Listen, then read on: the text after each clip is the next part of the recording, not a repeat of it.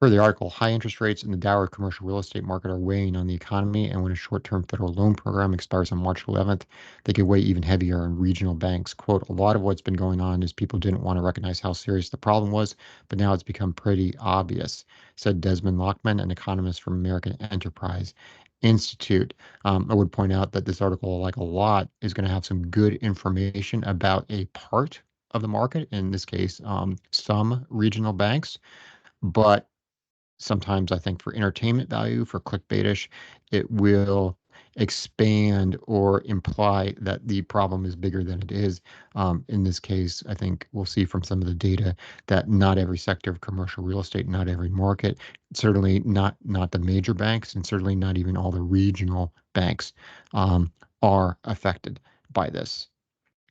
Going on, regional banks hold more than two-thirds of the roughly 2.8 trillion outstanding loans for commercial real estate properties, according to the NAR. Historically low vacancy rates seen through 2023 aren't expected to reverse themselves anytime soon. High rates have already destroyed about 2 trillion in asset value for banks, according to Piskorski, who contributed the paper Monetary Tightening, Commercial Real Estate Distress, and U.S. Banking Fragility. That's a bit of a mouthful.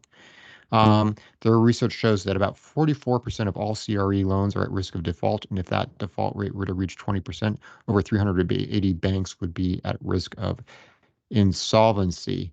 I will point out, though, that we have seen economic strength. We've seen the Fed not hiking interest rates so much. We've also seen the REIT market seem to recover. So right at the moment, we don't seem to be on a path for a worst case scenario. But going on, all this comes as the Federal Reserve has announced that it won't be extending the Bank Term Funding Program, a short-term liquidity option for banks established in March 2023 in the wake of the Silicon Valley Bank crisis. A lot of what they tried to do after the SVB collapse was to create a perception that they, to an extent, will back the banking system. It's a confidence game at the end of the day, unquote.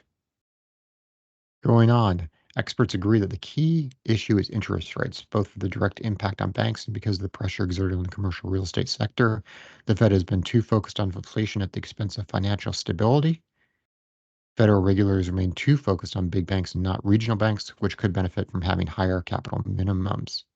Fed Vice Chair of Supervising Michael Barr noted at Columbia's Law School Banking Conference last week that Fed supervisors are looking to ensure banks are managing risk, including those related to interest rates, but are especially focusing on commercial real estate loans.